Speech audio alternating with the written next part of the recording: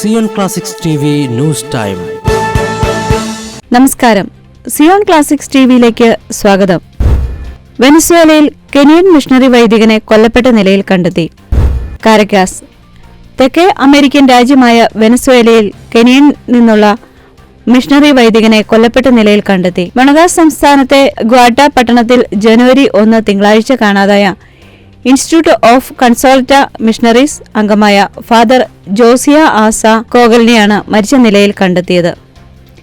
ജനുവരി 2 ചൊവ്വാഴ്ച രാവിലെ വനത്തിൽ നിന്നാണ് മൃതദേഹം കണ്ടെത്തിയതെന്ന് പോലീസ് പറഞ്ഞു. ജനുവരി 1 രാവിലെ 9 മണിയോടെ ടുക്കുപിറ്റ മുനിസിപ്പാലിറ്റിയിലെ പലോമ ടെക്സറിലുള്ള തന്റെ വസതിയിൽ നിന്ന് വൈദികൻ സൈക്കിളിൽ പുറപ്പെട്ടതാണെന്ന് ദൃക്സാക്ഷികൾ മൊഴി നൽകിയിട്ടുണ്ട്. രാവിലെ 11 മണിയോടെ കാണാതാവുന്നതിനു മുമ്പ് ദേശീയപാതയുടെ ഒരു ഭാഗത്തുള്ള ജനോക്കോസേബെ സെറ്റിൽമെന്റിലുള്ള താമസക്കാരെ അദ്ദേഹം സന്ദർശിച്ചതായും സ്ഥിരീകരിച്ചിട്ടുണ്ട്.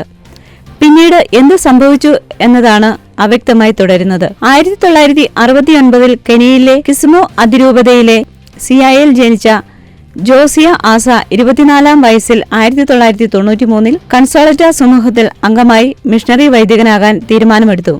1997 ഓഗസ്റ്റിൽ അദ്ദേഹം വൈദികനായി നിയമിതനായി. വൈകാതെ വെനസ്വേലൻ പൗരത്വം സ്വീകരിച്ചു. വരാവോ ജനതയുടെ അപ്പോസ്തലനും സഹോദരനുമായി അദ്ദേഹം തന്റെ പൗരോഹിത്യ ജീവിതത്തിന്റെ ഭൂരിഭാഗവും ജീവിച്ചതെന്നും പ്രദേശവാസികളുടെ ആവശ്യങ്ങൾ എപ്പോഴും ശ്രദ്ധിക്കുകയും അവരുടെ പോരാട്ടങ്ങളിൽ കൂട്ടായി പ്രവർത്തിക്കുകയും ചെയ്തിട്ടുണ്ടെന്ന് വെനസ്വേലയിലെ പൊന്തിഫിക്കൽ മിഷൻ സൊസൈറ്റി അനുസ്മരിച്ചു. തിരുപ്പട്ടം സ്വീകരിച്ചതു മുതൽ വെനസ്വേലയിൽ അദ്ദേഹം സേവനം അനുഷ്ഠിക്കുകയായിരുന്നു.